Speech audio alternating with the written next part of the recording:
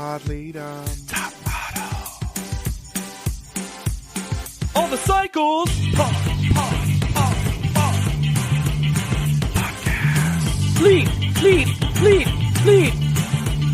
Spell backwards. Dumb. Pod Lead'em. Hey, welcome to Pod Lead'em. That's Top Model Podcast spelled backwards. I'm Alexander Price, and do you like big hair? Because that's what you're getting. Ha ha ha. I'm Hannah Jane Ginsburg, and do you really want to know how high the stakes really are? And I'm JW Crump, and you biddy. And we're, of course, talking about Cycle 15, Episode 2, Diane von Furstenberg, or better known as the girl who is proud of her big square head. That's right. Can we talk about the episode titles before we get into Anchor.fm? Yes. So, now, in case you were confused for a second, and you don't remember what Cycle 15 is all about, they are so desperate to be high Legitimate. fashion and to prove, yes, exactly, and to be legitimate, that the episode titles are just the name of the biggest guest of the episode. Is it not the guest judge? I think we're going to need to have a running thesaurus dictionary of things that are high fashion and things that are not high fashion. Things that the show has added to become more high fashion and the things they've taken away. Mm-hmm. It starts with chandeliers. Very high fashion. Mistranslated Italian words. And also ends with sand. We'll get there. So we got a new sponsor to talk about, y'all, and it is a top model staple name. You can go to anchor.fm/podleadem to donate to sponsor us, just like Megan. Ooh, Megan. With I love however the name Megan because it's relatable, but there's also danger in that you don't know how it's going to be spelled. Oh, yeah. So many ways. Alexander and I are literally working on a project right now where we have two Megans spelled different ways. Beautiful. Yep. So thank you so much, Megan, and anyone can go to anchor.fm/podleadem to join that Leadem pod. You got $1. You got $1. Want to know what happened last week on Top Model? So casual. Apparently, casualness is still high fashion. Fashion. She says that they had no idea the competition had elevated to a spread, which is impossible because they would have had to have signed contracts. Well, first of all, that she says, I flew 32 girls to California. Like Captain Tyra was like saluting as they all walked on. Although I'll say this, as we'll learn in these two episodes, Tyra, for a reason I dove into, is more available than ever. So maybe she did. Kayla showed up a hot mess, full of curls. I was just about to say the way they treat Kayla. It's like she showed up garbage, terrible. But we fixed her. We fixed her. But then, no, you didn't. She wet her hair. It's as though they gave her a makeover. They also give us more about Anna Maria in the previously on than in the full audition episode. Because did you know that she had references? Did you know that she had a New York attitude? Is no footage to back up this claim about her references. And it's almost like they're trying to cover up why they cast her on this show. Now, for some funness. Yes, please, I was Hannah. relieved to hear the sweet strains of who will be eliminated tonight back in my ears. Yeah. I missed it. Who's going home? Mo. And we get our first look at the not new intro. It's the same style as the last one, although new words. New words. Same Tyra, same style. And I gotta say, my biggest thing about the intro is that I get Sarah. Sarah, in this intro, I literally rewound it to watch it again because I was like, is that the Sarah we met? Let me talk about rewinding, though. Let me go on a little rant on rewinding. Because Or you finally want to start the conversation about Blockbuster Rewind? I want to start the conversation about Amazon defaulting to skip intro when I need to pause to take a note. Oh, yeah. No, that's a problem. I had to do it 5 times to get it. And then at one point I was like, I don't even care. And so I took notes the second episode opening because I was so annoyed the first time. Can I just say this too? If you are someone in your life that actively chooses to skip the opening credits of episodes, Trash. Garbage. Like, they are my favorite part of almost every show, and I hate that we live in a world with less of them. There are certain shows where I will happily skip the opening credits. Ooh, I want a Tyra 2 list. I want a Tyra 2 I have a list. Tyra 2 list for you right at hand. And these shows I feel like are not on brand for me to watch, and people will be surprised. Justified, which is one of my all-time favorite television shows. Not a fan of the credits. And this is my like guilty trash pleasure. Ink Master. Ink Master has the worst credits ever. What even is it? It's a competitive tattooing reality show No. on Spike TV. What's the opening credits like? Oh, it's just like because You launched into that Wikipedia what's article all so about quickly. Eve, JW?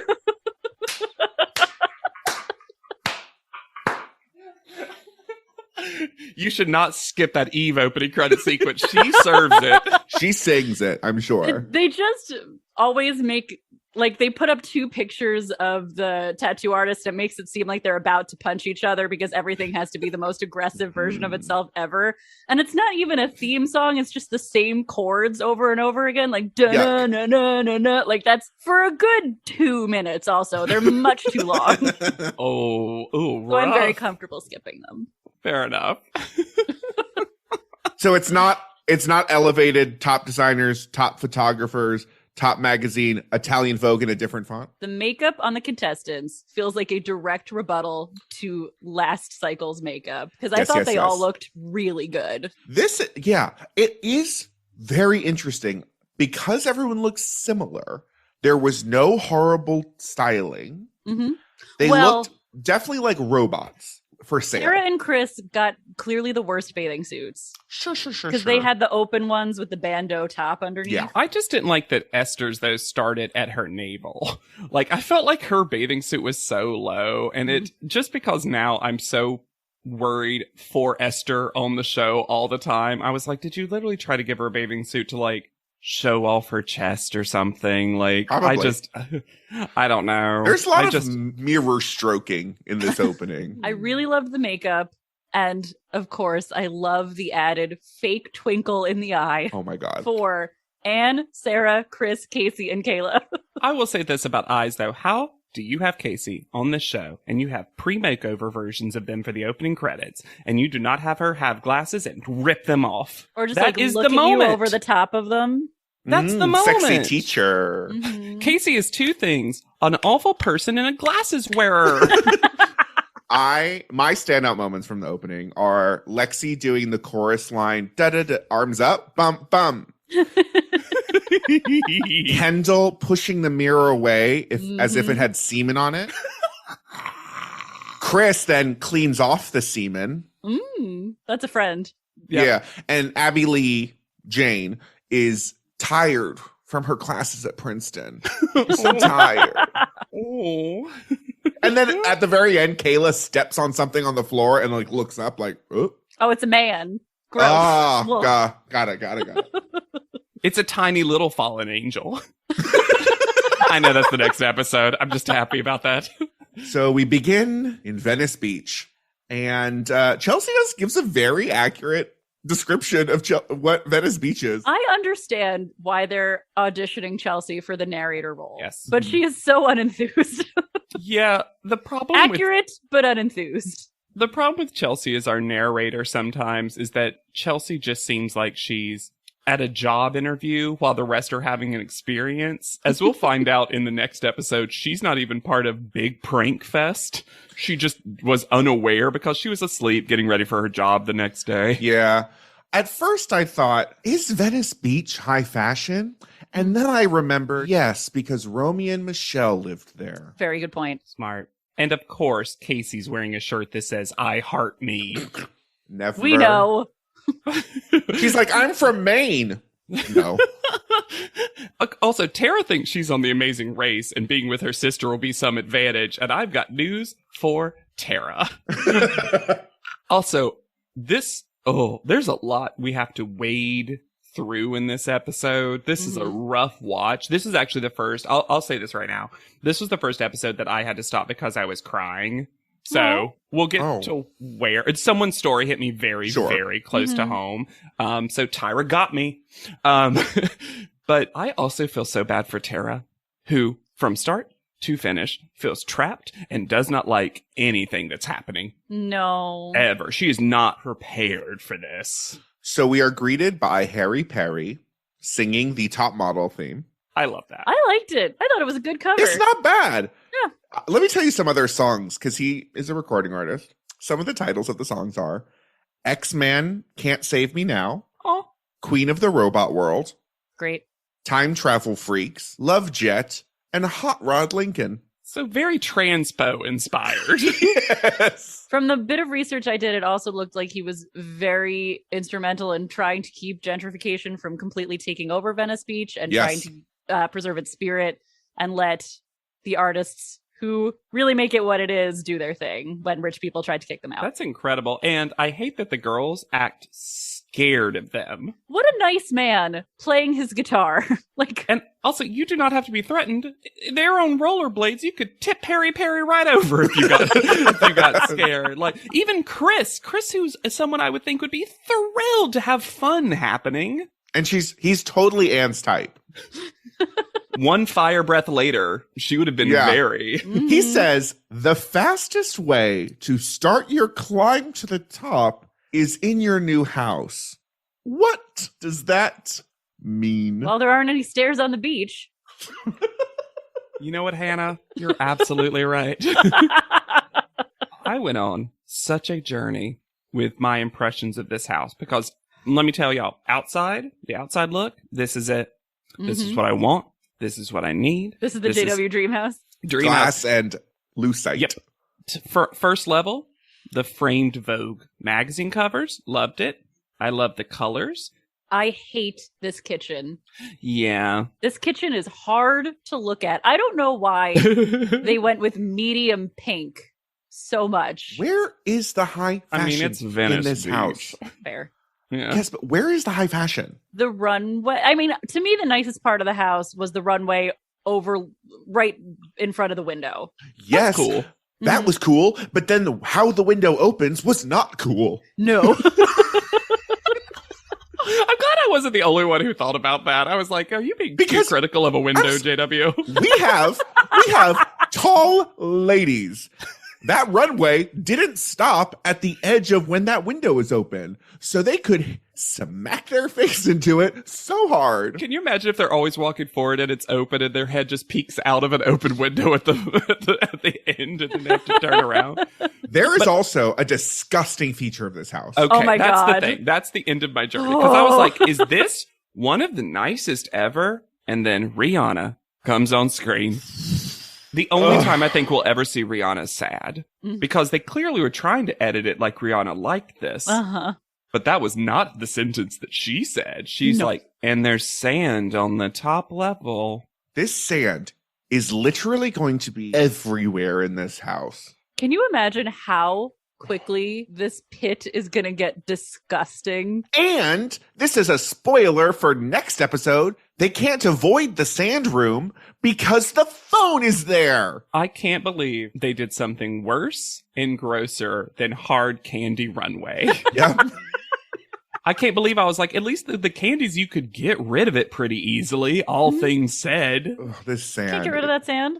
Also, things could live in there. Like, ugh, Yes. ugh. I do hope we get one little clip, one transitional shot of just a hermit crab who's taken up residence, just like da-da, like it's a Survivor clip at that point. Like, Yes. One of those crabs with the fuzzy eyeballs. oh, I love them. One turtle going out to sea. The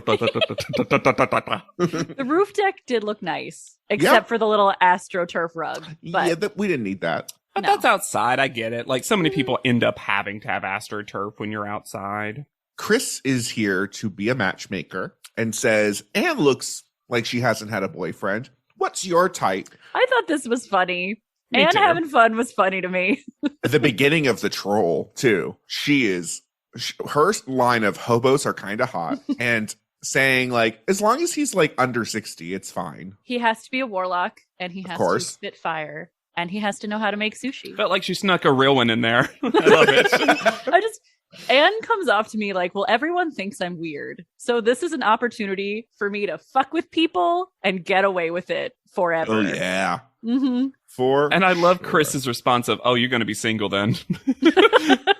It wasn't even that she was judging it. She was like, too complicated. Too specific.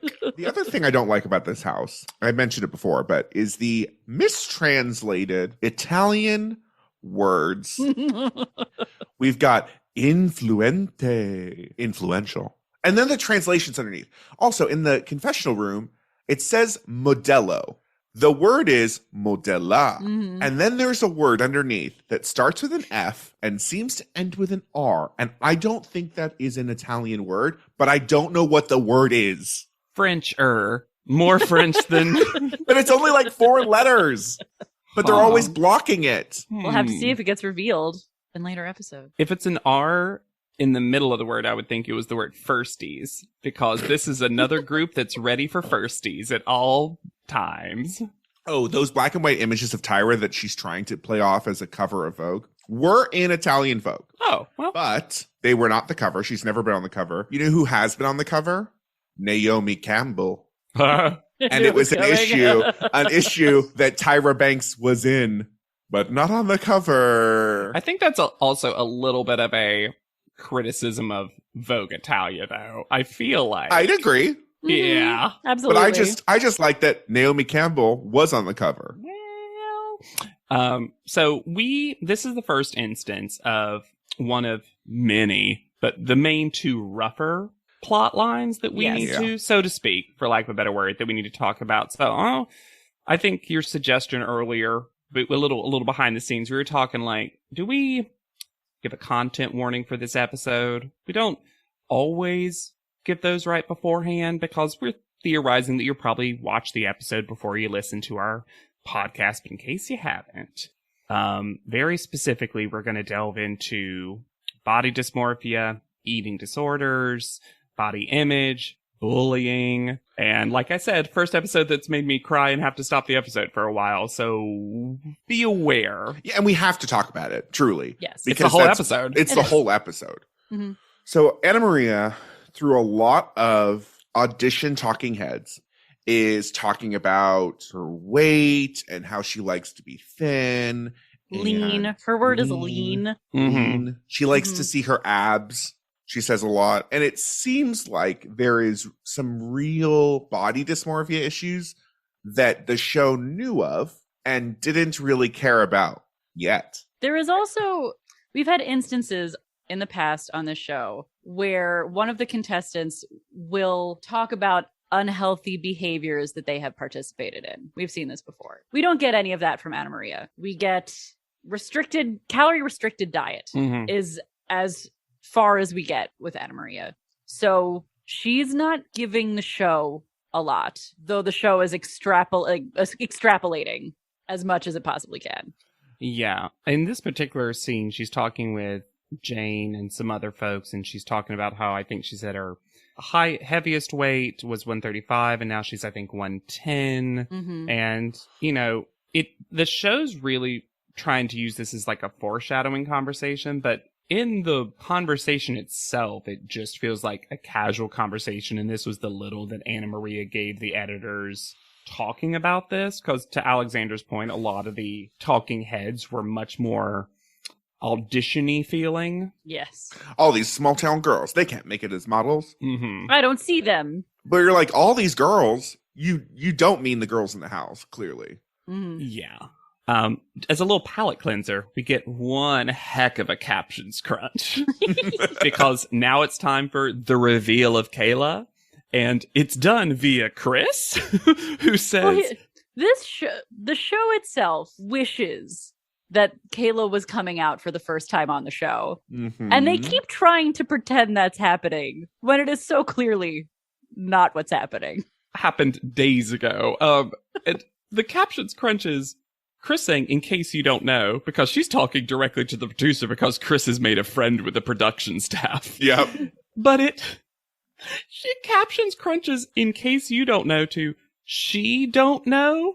So it sounds like Chris is saying Kayla just discovered herself that she's gay in the moment. No, Chris told her. That's so funny. And I love Kayla's like, no one's even bi. I Come love on. that so much. Like, Liz, your hair's short. What's going on? Come on, Abby Lee. Yeah, Abby Lee, you played lacrosse. What's going on? I also love that they cut from that conversation to her whispering about winning in the confessional. Like, Kayla hasn't figured out how the confessional room works. So she's Kayla like, also just loses her voice a lot. Her voice in this episode was almost difficult to listen to because it felt painful. Mm-hmm. Like she had screamed all night at a concert and then came Well, into Top Model the next day. maybe this is from very much later after some emotional problems happened. Oh. Tyra Mail, or as I will refer to it, Tyra Posta. That's Italian for Tyra Mail. Oh, I love it. I also would have just accepted Tyra Frame. Because Tyra Frame, Tyra Art. We already knew that black and white is high fashion. Of course. This screen is so far above these girls' heads. And then canted. It's the distance that Tyra prefers to be. It's a hug mail. And also, it's a poem now?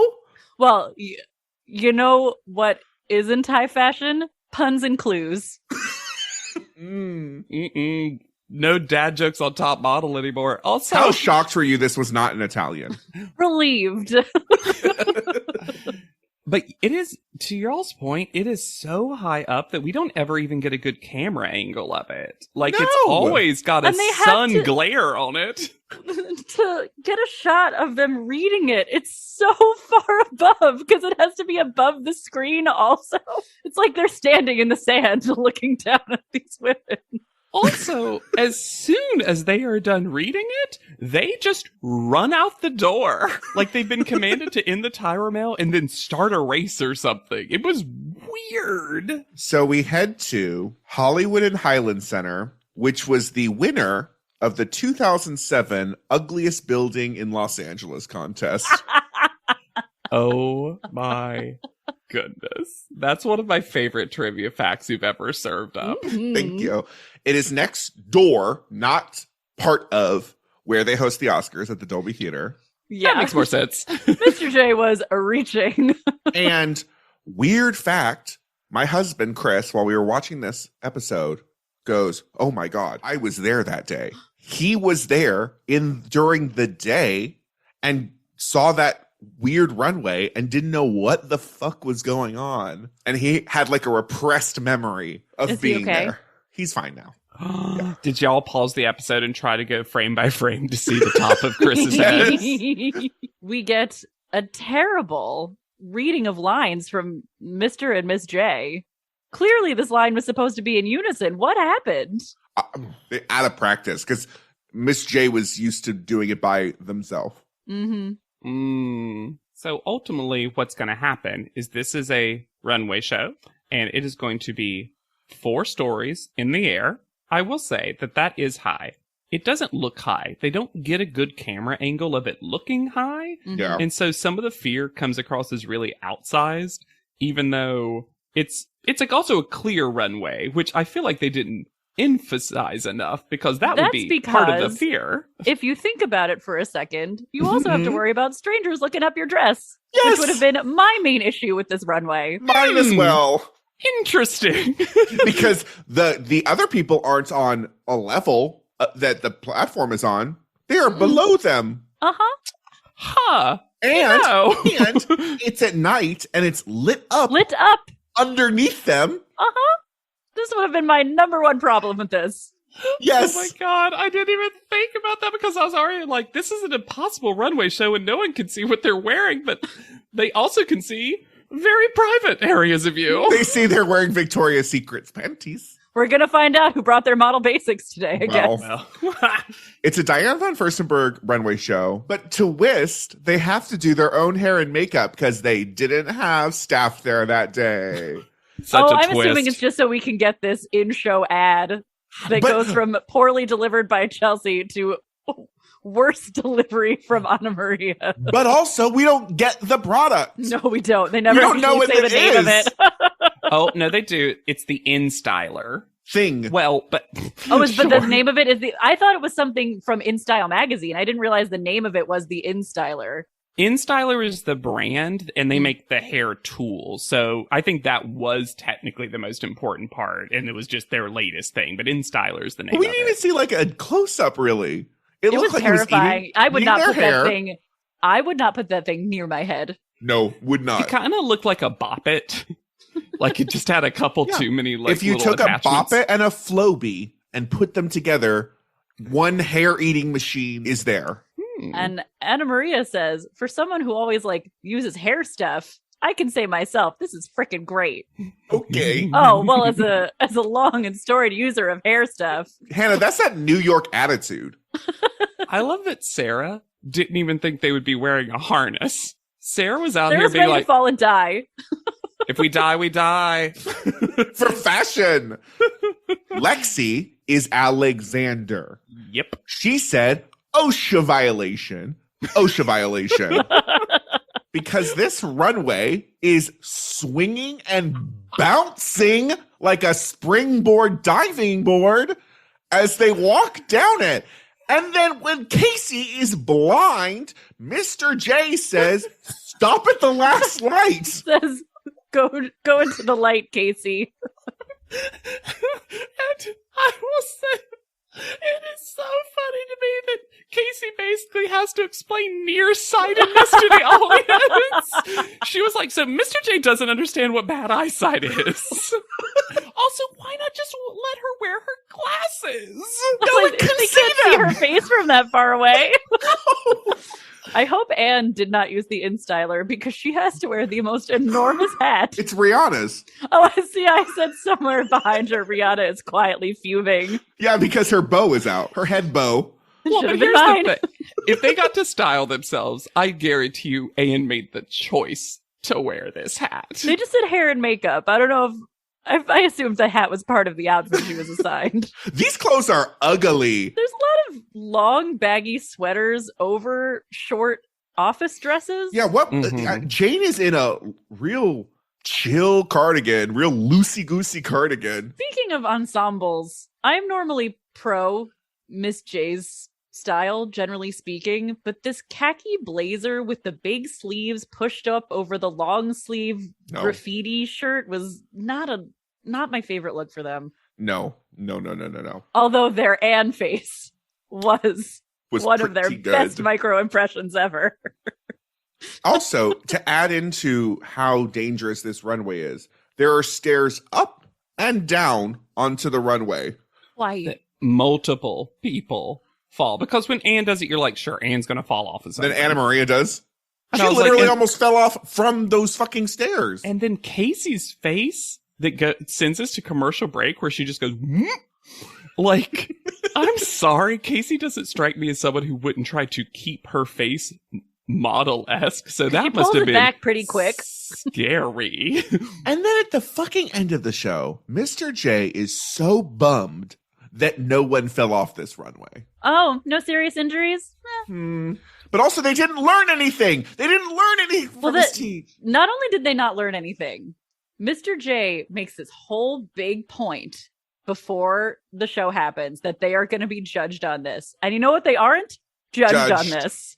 It's neither a teach nor a challenge. It's just shenanigans and theatrics. I wish that they had made them do the thing you do at a lot of end of runway shows where they all get on at the same time and clap in turn. There was a weight limit, JW. That was the one thing they followed. They only had one harness. Like if Yeah, you're they gonna make clearly did. if you're gonna make this so dangerous anyway, go all the way. Do you think they really only had one harness Yes. and there was like 5 to 8 minutes between Yes. each girl walking? Yes, I was going to make this point, Hannah. Thank you for bringing it up. Could you imagine sitting at the LA's ugliest building and waiting 10 minutes between each of the 14 models? That was so long. They were there Ask until 3 your a.m. husband. Your husband was there during did the day. Experience this. He's lying to you, Alexander. He stayed. I wish your husband had been the person swapped out for that one scared girl for Casey that they kept cutting to. Oh. I also very quickly got a note, just because they were apparently in charge of their own styling, that Rihanna's styling of herself was to just put all of her hair across her face. Also, I'll say this. Maybe it was just edited in, but Kendall got like a full cheer at some point. Like, the audience loved Kendall. Kendall was great. I thought Chelsea had a really great walk, unsurprisingly. Yeah. She just looked like a working model. Who was working. And Chelsea's only talking head didn't mention the runway at all. She was worried about impressing Diane von Furstenberg. Who wasn't She's there. not there. I know. It's just funny. Like, Chelsea doesn't even care about the danger. She was like, wow, I really got to impress this designer. This is the beginning. This is the seedling of Chelsea. Is right here. She's like, well, this is the show. I'm going to literally do anything to win. Mm-hmm. Back at the house. Loving this super California, the next day on the OC music. This Tyra mail is written by Tyra. This is the one time I think this Tyra mail was written by Tyra. It's like she mixed up her stack of Tyra mails and cue cards. Uh-huh. Ever been bullied? What's the one word that hurt you the most? Love, Tyra. Imagine you are one of these 14 models. You have only done one thing so far, and it was dangerous and performative. And then you read that Tyra mail, and you're thinking, what the hell? What fresh is gonna hell? happen to me? We didn't break any of their bodies, but what about their spirits? We arrive at our old friend, Smashbox Studios. We keep skipping over a lot of Kayla's journey because Kayla's whole journey is going to be the thing that makes me cry. So I want to get the fun stuff out of the way. Chelsea comes in real hard after that Tyra mail, talking to Kayla and being like, I was bullied for being so pale. And Kayla's like, yeah, I was gay. So maybe take it down a notch, Chelsea. And it's so... Were you too white?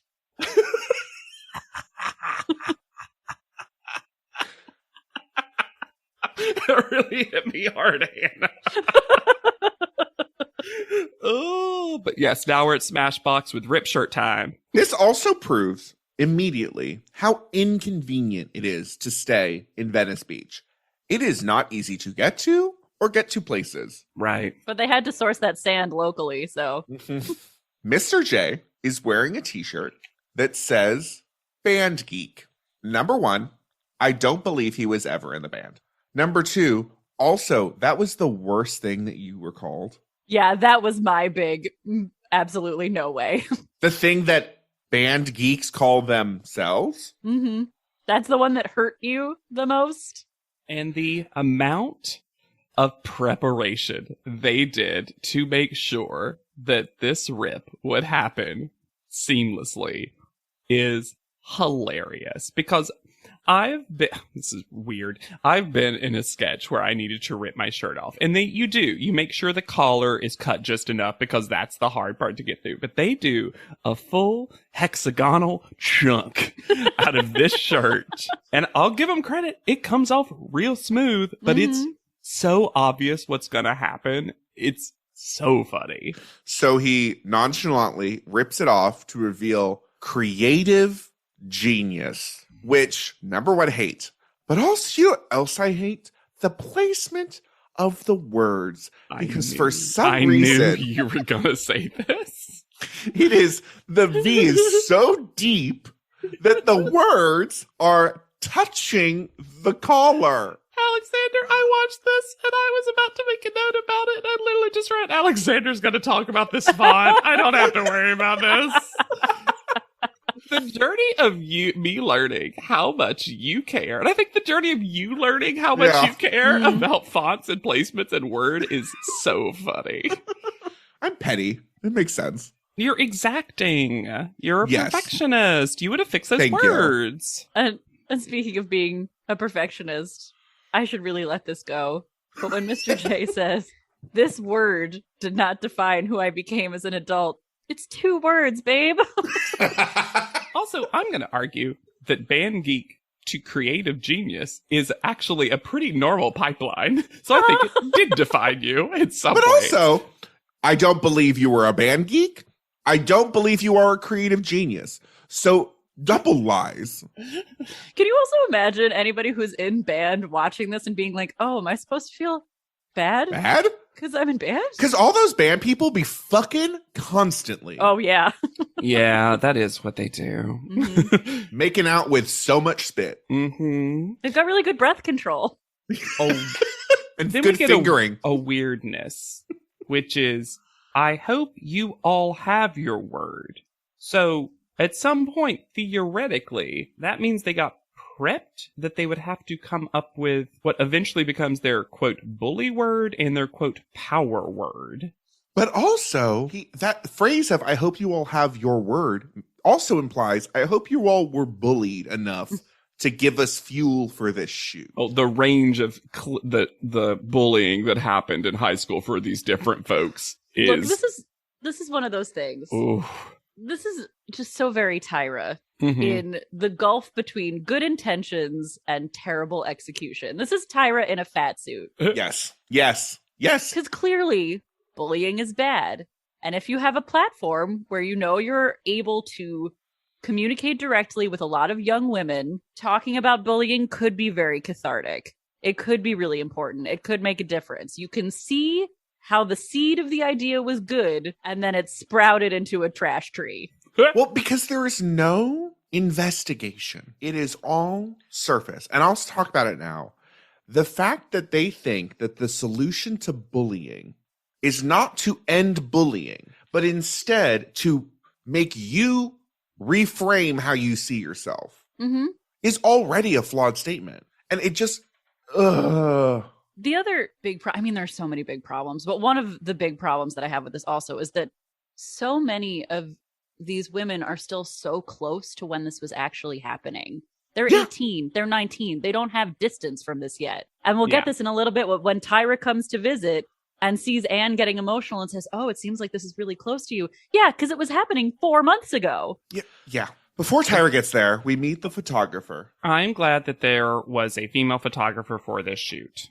And I'm glad that, for me, she seemed mostly gentle about this. She especially seemed gentle later with Tara and some other folks that were having some nerves and issues. Deborah Anderson. The realness that I knew she was Australian before she opened her mouth and probably lives in Venice Beach really speaks to the fact that I grew up in California. She's fine. It seems like when I did stuff on her, she mostly does celebrities. From the research I did, it said that she had a lot of experience in shooting sort of erotic photos of celebrities. And I liked that for this shoot because I liked that it was a woman who was used to working with people who were wearing a small amount of clothing. Because if you're gonna have the first photo shoot be a really vulnerable bikini shot, I'm glad that they had someone who has been in situations like that before, who was not gonna leer at them or make things weird. And I thought she did a good bit of teaching with some of them also as she was taking the pictures. Also, kind of looking at this cycle, I agree with all of that for sure. I taken this cycle and looking at the big picture of it, so much of what Tyra has said and is going to say is top photographers. And I am glad that so far, and it continues to the next episode, that hasn't defaulted to male photographers. So many industries are dominated by men, and I'm glad that's not what this has so far become. Hopefully it continues throughout the rest of the cycle, but I like that. But I liked it a little bit less.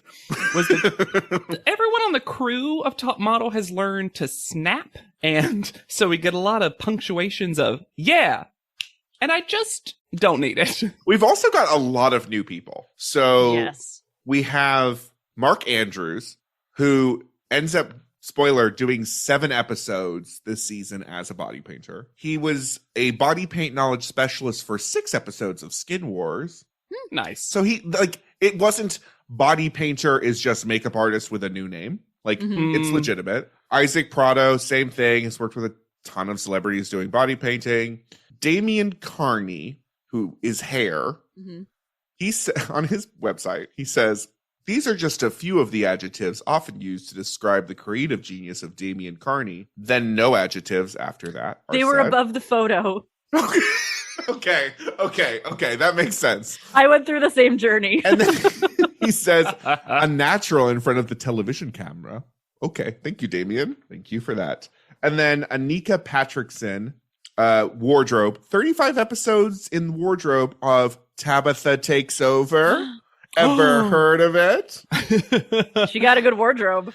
Yeah. Tabitha had a very good wardrobe on that show. I mean, he definitely knows how to style in monochromatic black. I mean, that's what we learned. Is everyone on this crew Australian? Because it seems like it. Maybe we were between cycles for Australia's Next Top Model, and they're like, just come on over. Do a cycle of time. We need some high fashion.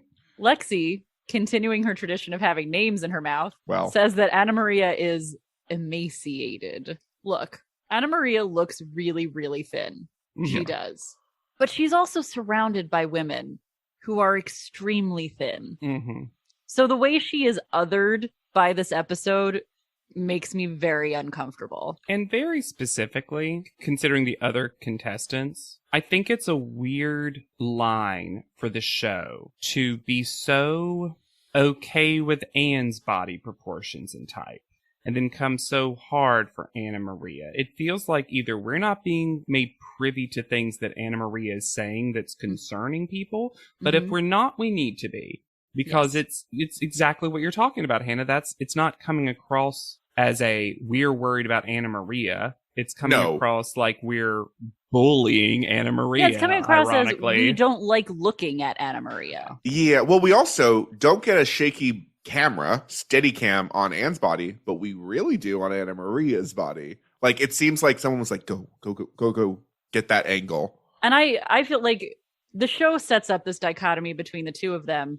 To me, they're all really thin, except for maybe Sarah, who's more athletic. All of these women are super, super thin. Mm-hmm. Yeah, I love that Chelsea inadvertently shades the show so hard when Tyra comes and Chelsea says, I can't believe Tyra showed up for our photo shoot. Amazing. And I also couldn't. I was like, oh, I totally forgot that Tyra came to this. Tyra arrives wearing a shirt saying big forehead and then removes it to reveal supermodel turned business with a big forehead on the back. That one was kind of cute. I thought with a big forehead on the back was cute. I did. I liked it too. I found it fun. That was fine. Yes. But now it's a girl who said she could model? Now it's a girl in this story. We have been told this story too many times in this very cycle, Tyra. You have to get this together. Also, Tyra doesn't understand that hurt still hurts. Or she does. This is Oh no. so Tyra is there no. to make people cry. Yeah. As many as possible, which is bad already. Then there's a big difference between making someone cry one-on-one and making someone cry in front of 20 other assembled people. Her first victim is Tara, who have either of you ever heard the phrase soup cooler? I've never heard this. I have not. This was I thought it was a Southern thing. Maybe. Maybe. I mean, it could have been a gap in my knowledge, but I had never heard that, and I just needed her to explain it slightly more. I hate to make her. Oh, Like you blow, like you're cooling it. oh! I literally thought it was. You thought it was because, like a cooler for food, an ice cooler, yeah, but for soup. yeah. No, it's. I think it's better, easy. For You get more blow. air. Yeah, Oh, big mouth. huh. Okay, fine. But then It just we get sounds like that's something that one person called it, and I wouldn't be surprised if it was Chris.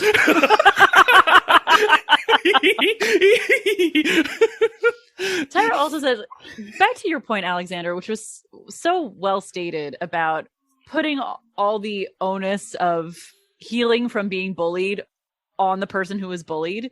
Mhm. Tyra says, there's so much bullying going around. Like it's the flu. We all caught bullying. And I would argue there are some women here who I wouldn't be surprised if they were the bullies.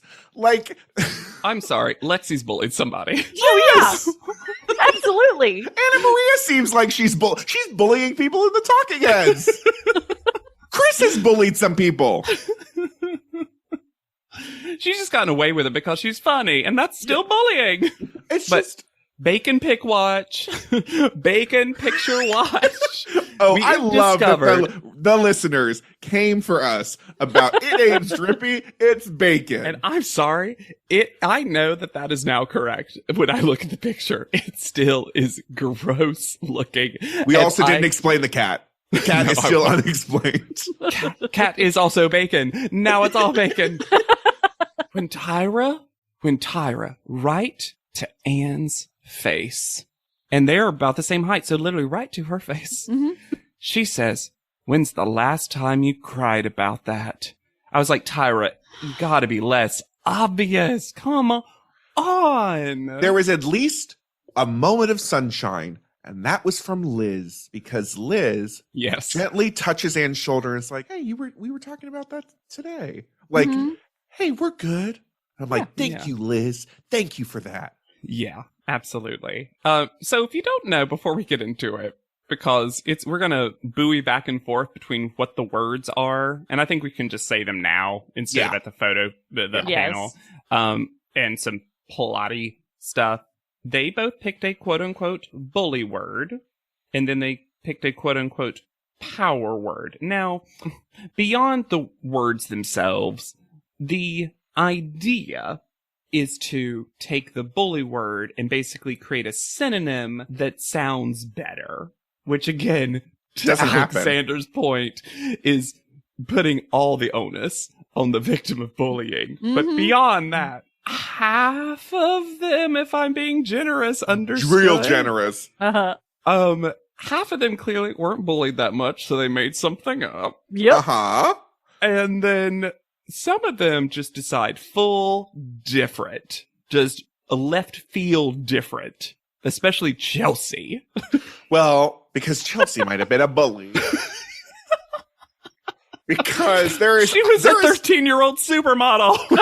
who is too fat. I mean, she was definitely bullied by the industry. Sure, but she doesn't use that. No. She doesn't use it. I thought she was gonna. So, Esther, her words are weirdo and independent, which close. I'm okay with that.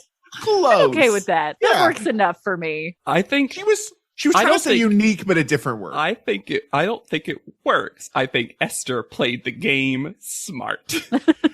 I think Esther was like, neither of these really hurt my feelings, so I'm just gonna sure. Because they have to paint the words on their bodies, which is Well- so traumatizing. Also, it's so traumatizing.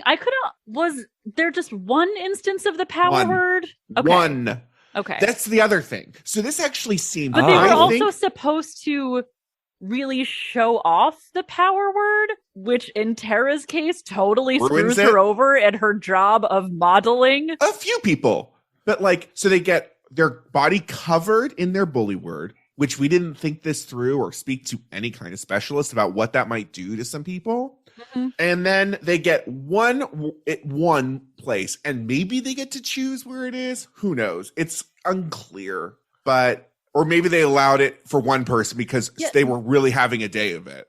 This is something, if you stop and think about it, having this word written all over your body Ugh. sounds like a traumatic event. Yeah, it sounds like it could bullying. have been a thing that happened as a traumatic event. And it makes, as someone who is very severely bullied for most of my schooling, if I had to write the words that were yelled at me, screamed Mhm.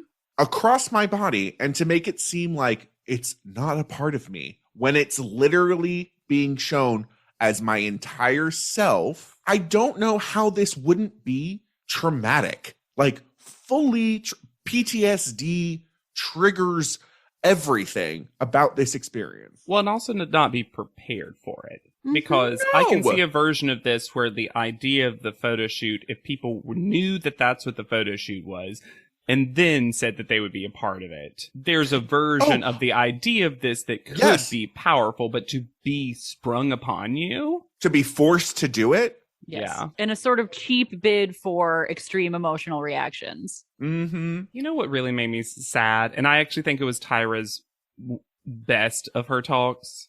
When Rihanna said that people called her stupid, including her teachers, and then picked undefinable, which I actually thought was one of the better instances of what the idea of this was. And Tyra actually saying, well, you just think different. Probably artistically, blah, blah, blah. I was like, you know what, Tyra? You don't have boundaries. This is the closest to what this should have been. Yes, yes.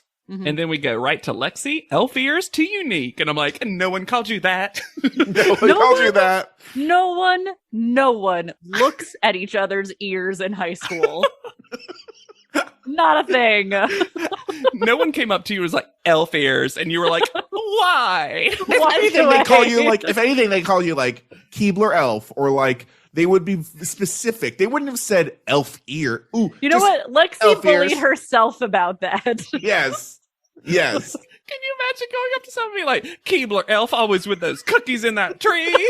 But no, I can't. I'm just saying, as a kid, could you imagine like young Lexi with her elf ears takes out cookies and someone's like, oh, look, the Keebler elf, right? And then she might have been like, oh, and then never wanted to bring cookies to school. I'm not saying that's real bullying.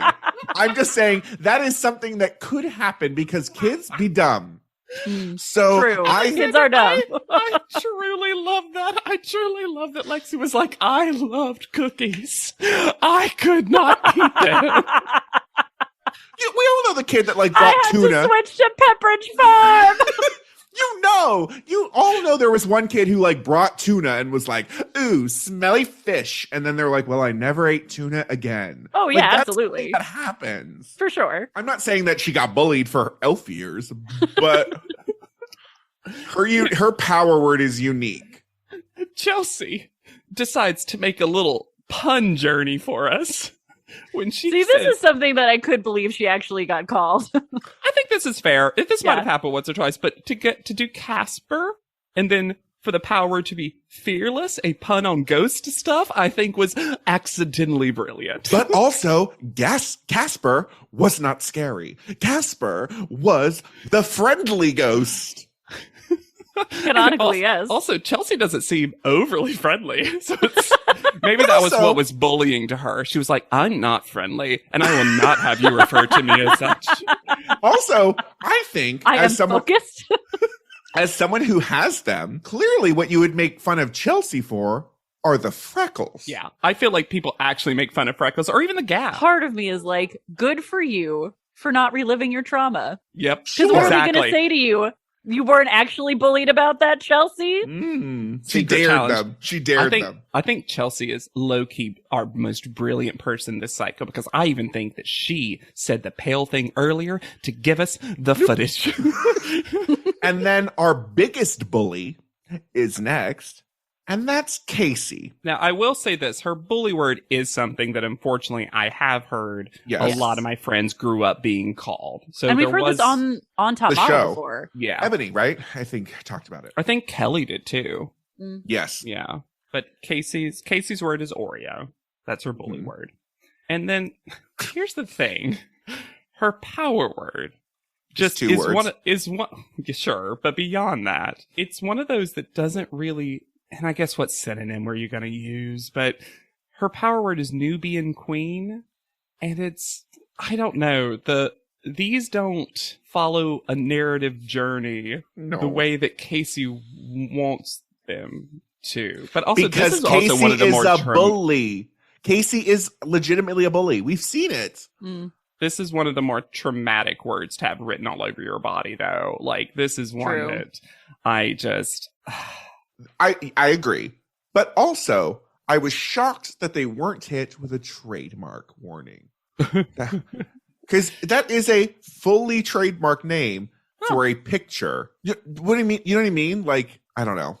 It feels Maybe if strange. you look really close, there's little TMs above each of them. Little R's. Oh, yes. Now, this is the part that I had to stop the episode. So, Mhm. Oh, yeah, I did too. Yes. so, because it is only made worse by the fact that Kayla's lost her voice. And she's talking to Tyra on the ground for some reason. And then Tyra flat-facedly asks her, what her word was and the way she squeaks out queer. I'm sorry, guys. You can leave this in. It's fine. But it hit me so hard because she said it the way I feel like it was said to her. Like, not the volume so much because she could barely say it, but like, and it was just, it's so rough. And to your point, Hannah, it's so recent, it feels like. There was still so much shame in that word for her, and you could hear it in her voice. I think it made me upset, but it made me righteously angry at this point because Tyrus says the useless phrase of sticks and stones can hurt my bones, but words will never hurt me. We are seeing the truth that words hurt. Yeah. Words hurt a lot. And maybe your stupid photo shoot experiment is bullshit. And you're seeing someone being traumatized by having to have people paint such a harmful word to her on her body. And if you think about it, if you took just a couple minutes to actually try to see it from the perspective of the people who have to do this, it would be clear that words are incredibly harmful. I mean, they're saying in the same sentence, like, suicide is the leading cause of teen death. But how are they being bullied? Well, they're being bullied by words most of the time. So perhaps words do mean, it's just, I heard this so much as a kid of like, words can't hurt you. You know, man up, buckle up. They can't hurt you. But it's like, number one, yes, they do. But then also, guess what hurtful words lead to? Hurtful actions. Well, and for her to say that to Kayla after we've just heard that Kayla was bullied so horribly after she came out that she had to change schools. Yeah. It made me so angry watching this because of how tone deaf she can't even hear it while she's speaking to someone about it. Now, I do like Kayla's power word. I thought free was a really beautiful word for her to pick. Yeah. I found it very moving how far the word queer has come and how much the community has adopted it and how it's become this like beautiful statement of individuality and openness. And that made me feel things in a better way also. I think it's tough though, Hannah, because in my experience, like, I don't mind describing myself as a queer man. I don't mind describing myself as part of the queer community. I think it's very generational. And I'm not saying you're not saying it is, but anyone I know generally 40, 45 plus, that's not a word they won't use about themselves or it to be part of that because it was the hurtful word. Right. And I'm sure it's regional too. And words develop at different rates in different places. Language is really complex and it can be used in so many wonderful ways and it can be used in so many awful ways. Yeah. And it's such a shame because the word queer sounds so good in a Southern accent. Like any QU word really works for me.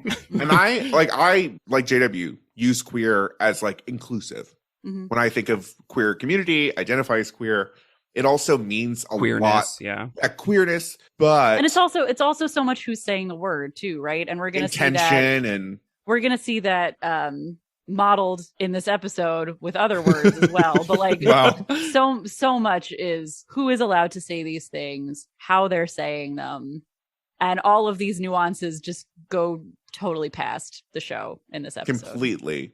Because if I was on that show, the words would be a lot more not TV friendly for you'd just be a big blur. Yeah. Even his power word would be not TV friendly. Yeah. Fuck off.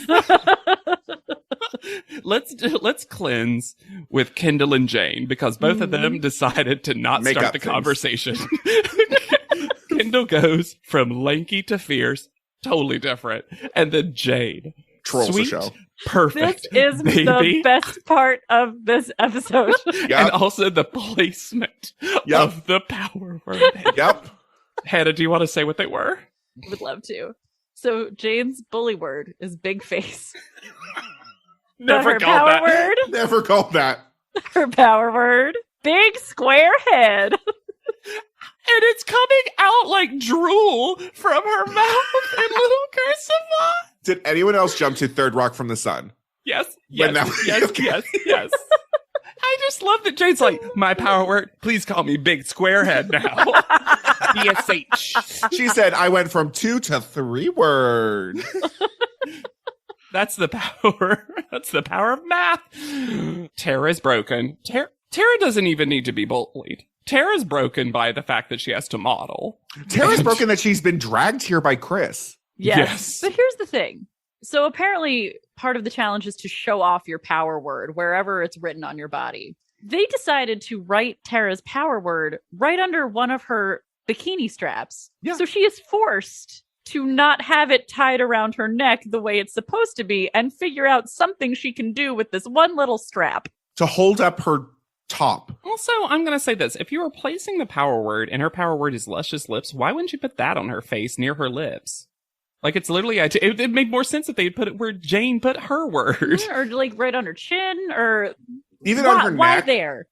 Yes. She is shaking, though. She is shaking. She doesn't want to be there at all. This has nothing to do about Sue Cooler, I think. This has all to do with, I don't want to do this. Oh, no, I don't think that. I think it's modeling. I don't think it has anything to do with the bullying words and all that kind of stuff.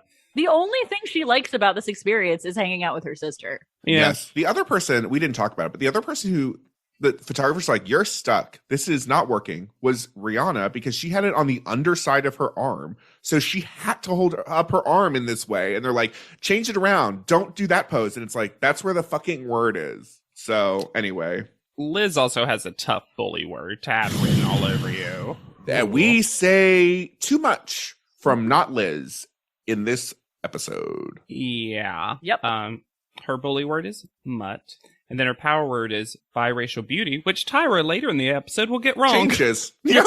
But this is someone getting the assignment fully correct. Yes. Yes. This is literally like exactly what it is. Mm-hmm. Sarah's went from manly to athletic. I will say this was the best placement of the power word because, yeah, it makes sense for it to be on her arm and her bicep. But then that also, to the point that both of you have been making during this show, means that she has to do a flexed bicep pose the entire time. This was just so, I didn't even think about it when I was watching it because there was a lot going on. But this is also just so limiting. Yes. Because once you get that word there, you're stuck in that pose. For sure. And you know what? There's a photography assistant that can absolutely get it. And I could barely enjoy him. Yes. What are you doing to me, show? Anne's word is giant, and her power word was Amazon. Which Tyra gave her. Mm-hmm. Yeah. But also, as Anne describes it, she describes what real bullying looks like. When she's like, they didn't really necessarily call her giant. They would clearly, as she passed in the halls, make Frankenstein monster noises at her. But they didn't know how to write that out. Which feels real. That feels like an actual thing that kids would do. That's what I'm saying. That is what actually was happening, was that no one seemingly talked to Anne. They would just make this noise as they passed her. The other thing Anne illuminates, which this episode conveniently chooses to ignore, is that they treat this like it's an epidemic that ends once you graduate high school and no one will ever bully you again. Mm-hmm. And Anna's like, oh, I can't go to the mall without getting harassed by strangers. Yeah. And then we've got something suspicious with Chris, because her bully word was bony and her power word is slim. Which also, again, given the meta commentary that the show's trying to make about Anna Maria, it's funny that Chris just basically gets to put two thin words on her body and make it her whole deal. Yeah. And it goes uncommented on. Because Anna Maria has one of the better bully words that probably actually did get said to her. Oh, definitely. For sure. Bucktooth was Anna Maria's word. Yeah. I will say the power word was not maybe the best transformational. Oh, you didn't like sexy mouth? Hot mouth. Sexy mouth. I wish they had done it like an under the lip tattoo and she had to pull it up.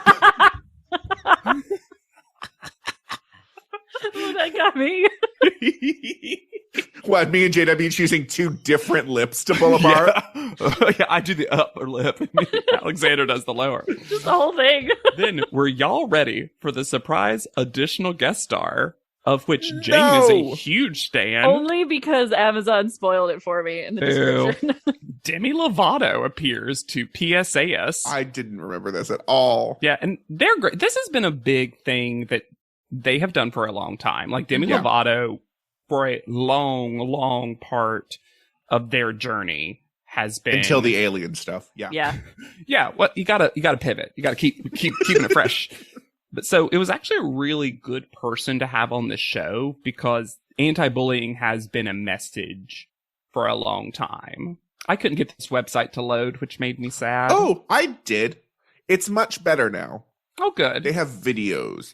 It's still a little bit like not really helpful information. It doesn't seem like there are a ton of resources for it. It's just kind of like, Sure. hey, bullying sucks. And here's a flyer you can put in your classroom. That's really going to stop the bullying. Mm. Like one of the things was like, if you see someone being cyberbullied, you should write a nice comment about them. Well, that's not really going to be that helpful. So they were basically saying, take that bully word and make it a power word. Perfect. Welcome to our ugly home. Reddit is back for a historically hideous season. It's our 100th ugly house. This place is mayhem. That is impressive. And if these walls could talk, Do you cry a lot? I do. they'd have a lot to say. What in God's name is this pit? Don't get too close. You know, if you see the show, I'm scared of cat. Ugliest House in America season premiere Wednesday at 8 on HGTV. I had that dream again. My small business needs to hire, but I don't use LinkedIn. And I hire wrong. So then I'm doing IT, and when I go to plug the servers in, they become sentient. And they won't let us access our network unless we forward their chain emails and memes to more and more and more people, and then I wake up. Don't let hiring nightmares ruin your dreams. LinkedIn Jobs' new AI assistant finds and invites best fit candidates to apply so you can discover talent you may have missed. Post your job for free at linkedin.com/quality. Start hiring today with LinkedIn. This episode is brought to you by Greenlight. Get this. Adults with financial literacy skills have 82% more wealth than those who don't. From swimming lessons to piano classes, us parents invest in so many things to enrich our kids' lives. But are we investing in their future financial success? With Greenlight, you can teach your kids financial literacy skills like earning, saving, and investing. And this investment costs less than that after-school treat. Start prioritizing their financial education and future today with a risk-free trial at greenlight.com/Spotify. Greenlight.com/Spotify. So I have a question for the two of you because I have an opinion on this, and I'm curious to see, Alexander, that so pointed, and I want to see what y'all think. These new, and I think they'll continue for a while, backstage pre-panel video. So, behind the scenes is apparently very high fashion. Sure. BTS. Mm-hmm. How do we On think? the fly. I hate Here's them. the thing. I like the idea of it. Okay. As a gimmick, I'm like, though, that could be cute. That could be fun. It felt so incredibly stagey to me that it took the things that would be fun about it and just completely got rid of them immediately. For me, this is just so we can see Tyra hugging Andre and then being complimented.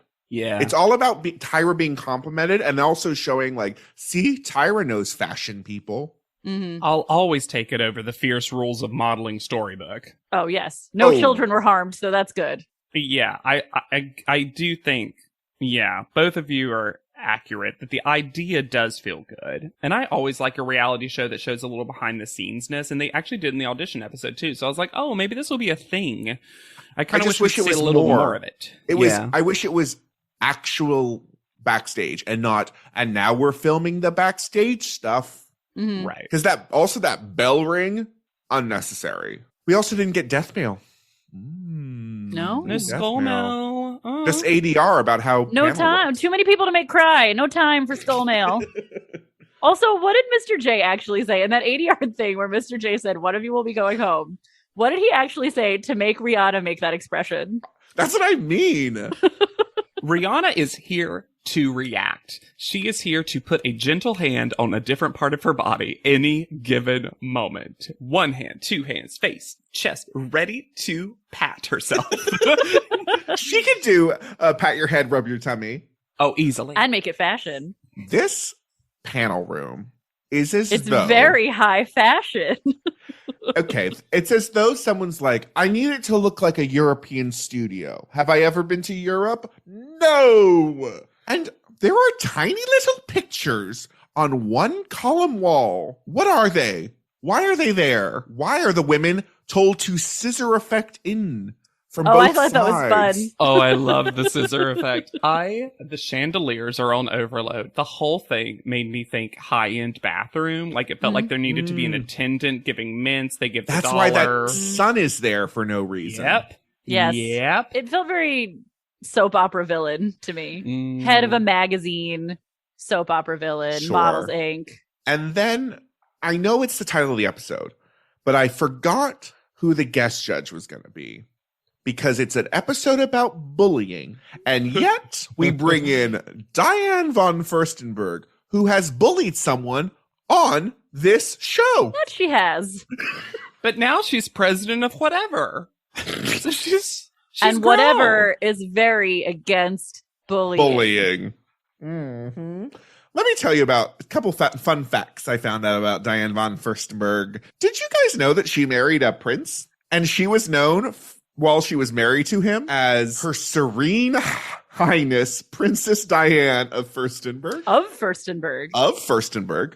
And she continues to not to bully people. She criticized Michelle Obama if she ever wears a dress from a non-American designer. She photoshopped a picture of Caitlyn Jenner pre-transition into a dress, saying, "Wear a dress, feel like a woman." And has, as we've noted before, talked about plus-size women really disparagingly. So we wanted Diane von Furstenberg for bullies? Demi left too quickly? Not high fashion, JW. Not high fashion. When describing the shoot to the judges, Tyra says that they are paying homage to every young person that has ever been bullied. No. This is what every bullied child wanted. Everyone was waiting for their homage in the form of 14 pictures. And she later says that's what the exercise was, to show the vulnerability and the pain, but that you can overcome it. Oh, that's what it was about? You can overcome it while also showing off a word on your chest. Lexi is first. Can I talk about something that it has nothing to do with the words at all? Because I almost have to remove those. One issue that every model has is where to put their hands, because almost everyone's hands are a nightmare in every shot. And also this paint clearly comes off very easily because everyone also gets weird smeared words. But this is the thing. I actually wish they went further with that because I think there's some kind of power in wiping away the word. I agree. I think that could have been cool More of the word should have been wiped away. If it had been more intentional, it could have been very powerful. Like if the painters had written the words and then smeared them. Yeah.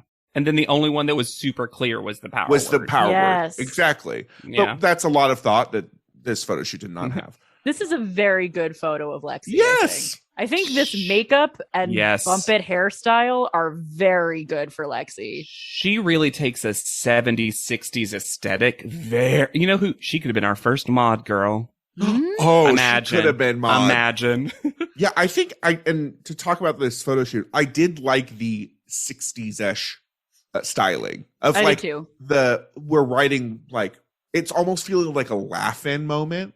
It's very Bridget Bardot to me. Yeah. That big cat eyeliner and the big hair, big curls. Yeah, I think it's pretty good for Lexi, who isn't necessarily great at photos. Mm-hmm. Yeah. Casey is next. Okay, before we talk about Casey's photo, when they scissored in, Casey was wearing at least 4 necklaces. Yeah. When she walks up, they are gone and her neck is bare. Well, as we'll Where did they learn, go? Casey always comes in with layers upon layers of fashion. And I think half the panel is probably her removing them. Mm-hmm. What's very strange to me about Casey's photo is she had her power word written twice. Yeah. Oh, yeah. And you actually can't see her bully word, and I'm going to say it's because of trademark stuff. I'm going to stick to it. This photo's okay. You just can't really see her. No, and I think her head is like disconnected from her body. And again, it's one of that left arm, that hand just perfectly glued to her hip. Then we have Jane. Sorry, guys. I'll never get over big square head. So funny. Her face really is so beautiful. It really is. Her body is not very good. No. And it's very awkward to see the smeared words when her hands aren't on them. Yeah. Because it looks like she has 2 poorly applied stage bruises. Yeah, or she's a chimney sweep. I wish that had been her bully word. Chimney sweep. And everyone's like, what? She was like, you can't tell me I wasn't called that. You can't even read Big Square Head. Of course you can. It's tiny and it's coming so out of long. her. It looks like she's a comic book character that has a little word bubble coming out. It says face and one says big. Face. Also, again, just limp hand on the chest, limp hand to the side. I honestly would have put this lower than it ultimately goes. This is one of my least favorite. Yeah. Kayla's next. Now it's time for Tyra to force Kayla to cry again. We'll talk about our photo, but at the end, Tyra says, as if she's solved Kayla, now go back there and be happy. That's not even the worst part to me. The worst part of this to me from Tyra is that she says, Kayla's modeling is only going to get better now that she's come clean. Kayla did not come clean on this show. Kayla came out in high school in a really brave and really terrifying moment that followed her around and caused her a lot of trauma. You don't get to claim credit for Kayla's bravery and honesty. And I'm going to be brave and say, I don't think this photo is good, but she gets credited because the show wants to pat itself on the back. I think her face is quite nice. I think it's a good angle on her face, and I like that for almost accidentally, the word free is like more well lit than everything else. Yes. Which I do think it's good. It's just part of this whole photo shoot was shadowed and lit really weird. So it kind of looks like film noir-y. It's so extreme. Yeah. Yeah. Also, Diane von Furstenberg has to throw in her word salad. Be like, I really like that you chose free because free is the most important thing you can. If you look for the freedom, then you will fly. Like, fuck off, VF. That's our serene princess or whatever you said earlier. Yeah, her serene highness. Liz is next. Armpit. I wish they had written any of the word right in that pit. I wish that. I love her face in this. I think her face looks very different and she very took the striking. styling really well too. Mm-hmm. Nigel thinks he has permission to say mutt to her face repeatedly. It's so bad. And then it's not here, but later on when she gets called, Tyra just changes it to biracial butterfly. And I'm like, well, that's not even what she said. That's canonically Jade. Yeah, exactly. Don't put that on Liz. But I like the photo. She's almost like clawing the word off. Like she understood what to do with her hands. Yeah. In a way no one else did. Yeah. One claw, one hidden. Perfect. The armpit wasn't like so well lit. So well lit. Next up is Esther. Okay. So hold up. So a good thing. And then I want to scream about Esther first. Great. Because I love the way Esther reacts to things. And when her name is called, her going like, ooh, ooh, and just like bebopping down, very happy. Just like, me, Esther? Perfect. Then they cannot stop asking her cup size. And you can tell that she's so done with it because she doesn't even give the full thing anymore. She's like, G. And they're like, wow, I could barely. I know. I hide it. I'm wearing loose garment on top for this. Like, stop talking about Esther's breast when it doesn't come up in the photo. Stop bullying Esther about her body. Yes. I think Tyra chose this photo because she's like next to her boob. There's, this is not Esther's best photo. No. There's no way. No way. They chose this because of boob so they could talk about it more. Also, she got really odd placement for her power word. Yeah. Yes. Like, what a weird angle for you to have to achieve to make sure Weirdo on her belly looks like the power word, the way that it does placed. Actually. It also just struck me that Esther is another one of our very few contestants who is not incredibly thin and constantly gets bullied for it by the judges. Yeah. Oh, that's true. Mm-hmm. Kendall is next. Talk about someone who takes the makeup well. I cannot. She even got more makeup than everyone else. I can't get over how pretty her face looks and how well it took this makeup. I have one problem with her face. It looks like her eyes are rolling back in her head. I wish she had opened her eyes just a tiny bit more, because I do think that's the makeup. It's like that big expanse of white eyeshadow. Yeah. There's something about it. Maybe it's the film noir and the fact that it's a little bit of a side eye situation that just really works for me.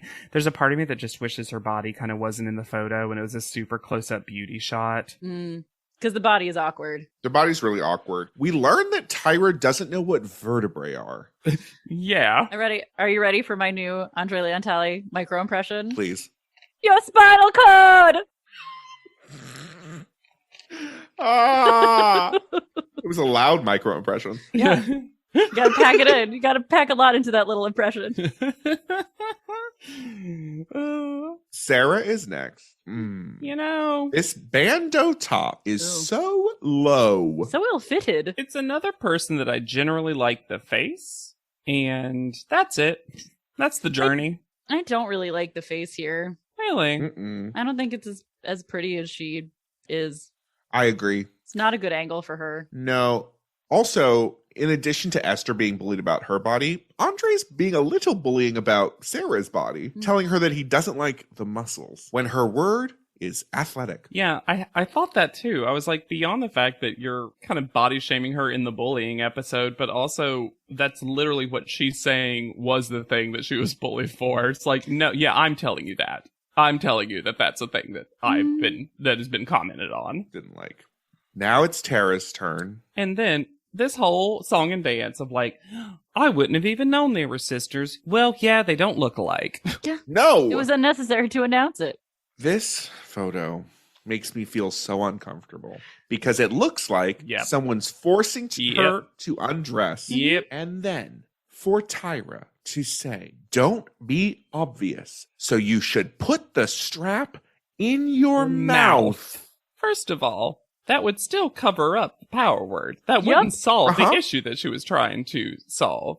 Second, this is already something that you're putting them all in teeny tiny bikinis. Painting their body. Like, there's so much about this that is already so easy to go in the show's parlance, hoochie. And you ask her to put a bikini strap in her mouth? After giving a whole song and dance about, it's about showing vulnerability. Small thing that I'm shocked they didn't cover up just for this photo. She also has a tattoo of, it seems like her own name. I wasn't, but when your body is covered in words, I'm shocked they didn't put like a little tattoo cover on that. Yeah. Because then it looks like one of her bully words was people calling her Tara. How dare you be of the earth? Second sister is next. Chris. This is not good. No. We've seen very few good poses in this episode, and this is one of the most awkward. Also, her makeup is bananas that they put on her. Yes. Yeah, and also the fact that all the red words are on her neck really makes it look like she's been strangled or is currently actively bleeding. Like, it's also, you can't see Slim. Nope. No, not at all. Barely. Yeah, this is a rough picture for Chris. And then Tyra says, you need to go there. And I said, where? Home? Chelsea is next. It's interesting. This is a reverse for me where I actually like the body and I don't like the face. Yeah, because there is something possessed about Chelsea's face. I honestly still think she was like, got it. Casper, fearless, ghost stuff. Like, I think she was going the famously violent ghost. Famously violent ghost. Because Tyra, when she's like, you were a ghost. I'm gonna kill you. I'm like, yeah, like Casper does. Yeah, doesn't Christina Ricci famously die in that movie? Yeah. Devon Sawa killed her and murdered her father, too. Spoilers. Oh, sorry. Spoilers. Bill Paxton and Christina Ricci are killed by the ghost of Devon Sawa. And that's not even the movie. I agree with you. I think she's got one of the best bodies. And she was like, where's my word? Here. Perfect. It's going to be the main thing you actually look at is the word fearless. Mm-hmm. Rihanna is next. Y'all, Armpit. One of my favorite notes of all time is Rihanna doesn't fit in anyone's files. Unorganizable. I don't know how else she was supposed to show you that word except with this body position. There was no other way. The leg was a little funny, but sure. I agree with the arm. On the leg makes it look like she's pulling up the leg. And she is. There is something so stupid, literally, I guess, about the word stupid being half written on one side of her bikini. And then on the other side. Like, what body paint artist was having a field day with this one? She's another one who needed to open her eyes a little bit more, especially because they painted that heavy black shadow. He's like, why would you give that makeup to Rihanna, whose eyes are already so bedroomy? Yeah. Her mouth is nice. Mm. And then we have Anna Maria. In another, I need to say, terrible shirt. Oh, awful. I'm going to say something, but I don't know if this will be an unpopular opinion. I think she's got one of the better photos. I think her face is quite stunning. I also think that if you were going for this thing, her kind of covering up her body, almost trying to hide, there's like an actual accidental story happening here. Mm-hmm. The problem is the story that Tyra makes. Yep. About why they had to pick this photo. I agree with you, JW. I think her face looks really gorgeous. Nice. Just so even Diane Van Furstenberg slips it in. Mm-hmm. She's like, oh yeah, she could be a model. Okay, so here's the thing about this. I'll get started. Like, they essentially end up eliminating Anna Maria because they have decided they cannot look at her body, and in their words, they are worried about what she represents to people watching the show. And I just think that if that was something that you truly, honestly thought, why did you let her in this house? Mm-hmm. We saw why her... was she first called? We saw her have a nothing audition. You had no reason to put her in this house. Nope. You had other people. You didn't want to humiliate Jordan? Why not put her in this house? And Vanessa, I'll never get over it. And, and it's just... They want so badly to villainize Anna Maria. And look, from the little we get of her talking about it, I do think that she was dealing with some stuff. Yeah, I agree. But to put her on the show, to make her a human PSA for this is just so disgusting to me. It's one of the worst things Top Model's done, and it really upset me. Especially when they're saying both the quiet and the loud parts loud. Yeah. When they're like, we just don't like looking at you. They get the message wrong. After all the heavy coaching that was done pre this panel, it seems like, because everyone has a word ready to go, they still get it wrong. When Diane von Furstenberg is like, beauty is health, I'm like, fuck off. Yeah. Fuck off. Yeah. Can you imagine anyone dealing with a chronic illness hearing that message? Uh-huh. Anyone overweight who's not on this show? Yeah, we've had contestants like Isabella, who's dealing with epilepsy. Oh, I'm sorry, was she not beautiful because she was dealing with something that may not be quote-unquote health? Mercedes? And I'm sorry, the whole thing about Diane saying that is that exactly. I feel like she is saying... Wait, well, I was going to finish, but that you're already there, Alexander, is that she would also say that about a plus-size model. Yes. Mm-hmm. Yeah, exactly. And it's what we're dealing with now, I think, and this is a tangent, but like in the like health and wellness that's going on right now, where it's like, well, we can't say skinny and fat. What we will say is one should be healthy. And healthy is what we want everyone to be. But it's like, no, but that's not what you're saying or advocating. You're saying thin, but you've been told that that is no longer okay to say. So we'll just say health, well. It's just... It's like you said, it is especially coming from Diane von Furstenberg, who has a history of fat phobia and just general gross bullying, terrible. Well, and it words. also just feels like a representative of the fashion industry at large trying to cover ass by taking this young woman and making an example out of her and being like, no, sometimes being this skinny is wrong. And it's on, and we'll know it when we see it. And it's because of something you're doing. Because next up is Anne. And that's the thing. You can't shame. I don't want to talk about then it anymore. They shame Anna Maria. So Anne comes up. Anne's photo, I think, is quite good. She knows what to do with her hands. Her face looks amazing. But then they basically use Anne against Anna Maria. And they're like, see, Anne? Anne looks good. I like to look at Anne. You, Anna Maria? Gross. But it is a very good picture, especially of her It's face. great. Because Anne knows how to model. And what she's doing with the hand and the hair is also gorgeous. Mm-hmm. I like that Tyra had some references for other super tall models like Anne. 3 even. I know, not a 2. Can you imagine? I wonder if Tyra's like, I know this is going to come up. I gotta... Private panel. Private panel. I feel like it's Meek. Yeah. Andre? Nigel. I love that. I love us just saying other people's names at the same time. Andre, Nigel. You go. Private panel over. Nigel, no one has ever told Anne that her hips are too wide. Well, see, I saw it. Yes, that's true. I saw it as Nigel finding a new way to bully someone. He's like, also, by the way, Anne, wide hips. I think your hips are too wide. Did Nigel take the wrong lesson? He was like, all these bully words, helpful. Can add. Oh, new descriptors. Thank you. I wrote the note, and I barely remember the like words that he said, but Andre describes Esther like you describe a bad charcuterie plate. This made me so I hated this. angry. Whoa. Sorry, He hates her. Mature, Hates her. overly ripe, bordering on stale because of her body. Yep. Especially the ripe. Mhm. I mean, come on. We know what that's coded for. Yeah, I didn't like this at all. Also, we're still not done with Drecitude. Leave it behind. Well, and Tyra's the one doing it now. Yeah, I think Andre might leave it behind if we were allowing them to do so. Diane does one fun thing, to be objective. At the end, when they all hold hands, and Diane barely touches Nigel's and then refuses to hold it, good. Fine. Yes. Sure. I just hated the like, let's all hold hand and pat ourselves on the back. So shall did we? Diane. Yes.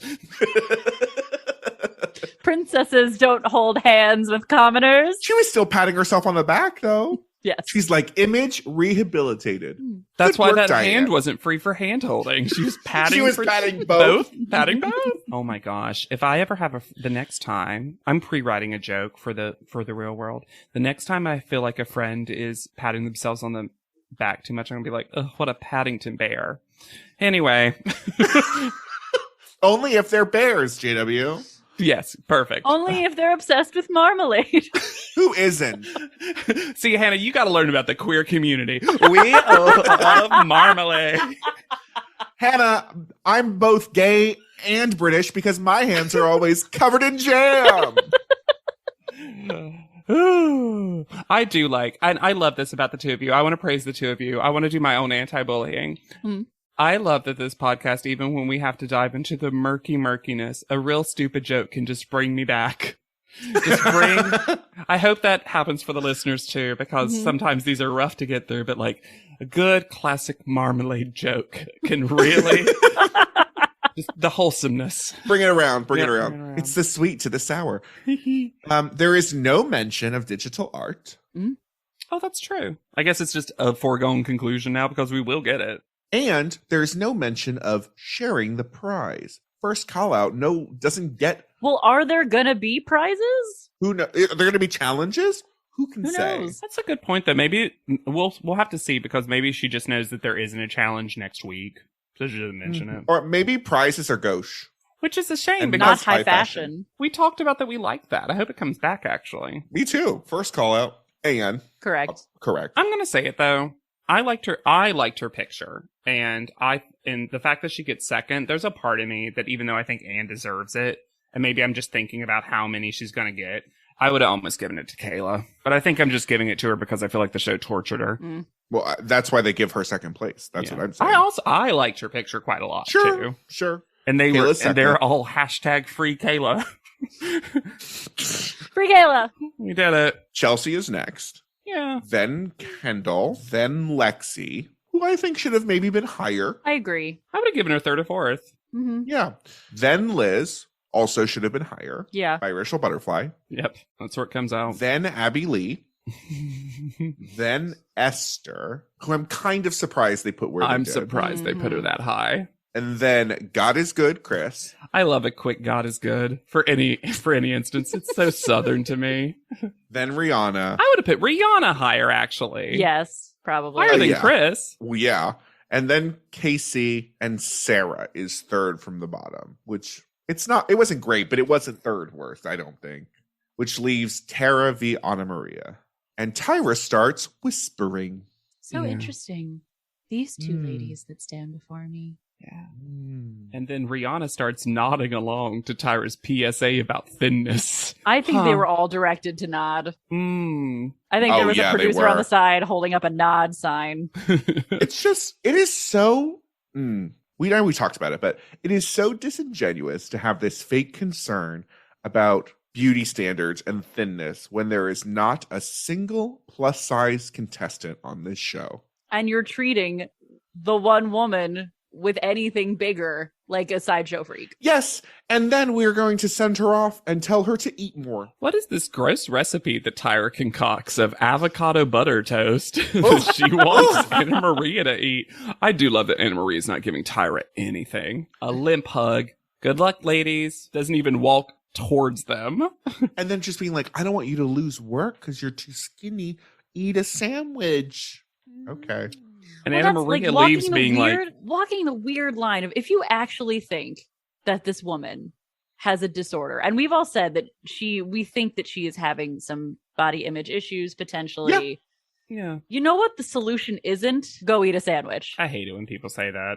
Yeah. The show goes to that well a lot too. Yeah. If only you just eat healthy. Eat healthy. Okay. I do kind of love that Anna Maria is like, okay, if multiple agencies tell me this, I'll start considering it. When she said that, I was like, I can't wait for the update. Also, she gave them zero talking because she was probably just shitting on the show. Yeah. Just cussing the whole time. That's that New York attitude. Get ready for a pretty wild update. Ooh. It is not what you're going to think. And there's also a weird fun fact, question mark. Her name was Anna Maria Merdita, which is a great name. All set together. Real musical. Yeah. Well, so why am I so good at this, Jen? I mean, she goes by Anna now, spelled all caps AANA, because now she's a techno music artist. Ooh. What? Yep. Her Instagram bio, which is just at AANA, creating things, NYC, still that New York girl, and DM email for booking. Really deep techno music too. I found the SoundCloud, did a listen, fun stuff though. Their website is Anna Create, spelled again with the double A at the top. Does a lot of photography, that's good photography, and a lot of creative direction too. Okay, here's a fun math thing. You actually mentioned it earlier, Alexander. Anna Maria was the second person in the show's history to be called first at casting and then sent home first. Mila was the very first person that ever happened to, and I totally forgot that she was called first at casting. Then there is this wild rumor that someone wrote a whole blog post on, but it wasn't a shamey blog post. It was just a, can you believe they did this? They have those promo images. We actually use it in our current logo for the show right now. Oh, yeah. Of each of the pre-makeover contestants. They edited Jane's legs onto Anna Maria's body. And they're literally the same legs slightly rotated. And there's someone who's like a Photoshop person who does the back and forth, and they're the same. They just increased the shading, did a couple little tricks, but literally the exact same shapes. And people were asking, was it because of the whole too skinny thing with Anna Maria, or someone did the deep dive themselves to find the photo of when they were both wearing the same tops, that they think the photos were taken right afterwards. And Anna Maria was one of the only people wearing pants. So there's more, they're like, I think she was just wearing pants and they wanted everyone's legs to be showing. And so they just popped them over, because they also changed what Chris was wearing and put Chelsea's top on top of Chris. What? That's wild. Isn't that weird? Like, so weird. So many hoops to jump through. But yeah, Anna Maria is now basically Anna, the musician, and seems to be doing some really cool and slightly weird stuff. And again, there's some really good photography, in my personal opinion. My impression of Anna Maria is I don't feel like we got to know her at all. Not at all. No. Because we didn't learn about her in auditions, and then we were plopped in information from that to like also kind of villainize her so we could get rid of her really easily, that I don't feel like we got anything from her. Yeah, the show wanted us so badly to be on the side of the show that they did everything possible to not show her in a good light. Yes. But they kind of just didn't show her in any light, which maybe I'm reaching, but it feels like she actually didn't give them that much negative footage. And so they used every single little bit of it to try to make her this bad guy so they could justify sending her home when she delivered, again, in my opinion, a perfectly average, if not above average, first photo. I just hate that she was a prop for the show. Yeah, that's how it really feels. Yeah. She was the example. And if you're the example, you should rate, review, and subscribe to Love this that podcast. one. Perfect. We love hearing from you, your iced tea, your hot takes. You should also reach out to us at podleadum@gmail.com or head on to podleadum.com. That's where we have our P.O. Box address. I realize I forgot to check it this time, so who knows what'll be in there next time. Hope you sent something perishable. You can find me anywhere at Yet Charming. Come say hi on Instagram at Hannah Jane Ginsburg. And I'm on Twitter at JW Crump. And be sure to use the hashtag PodLeadum anytime you do. Otherwise, I refuse to look at it now. Done. Me, Alexander, I'm done with it. I don't want to shovel through all that Serbian snow anymore. It's back. It went away, and now it's back. It's still Global winter, warming. Alexander. So for PodLeadum, I have been Alexander Price. I'll be Hannah Jane Ginsburg. And I'm JW Crump. And we'll see you on top. PodLeadum is not endorsed by America's Next Top Model, Tyra Banks, 10x10 Entertainment, or any of their subsidiaries. It is intended for entertainment and informational purposes only. America's Next Top Model and all names, pictures, and audio clips are registered trademarks and copyrights of their respective trademark and copyright holders.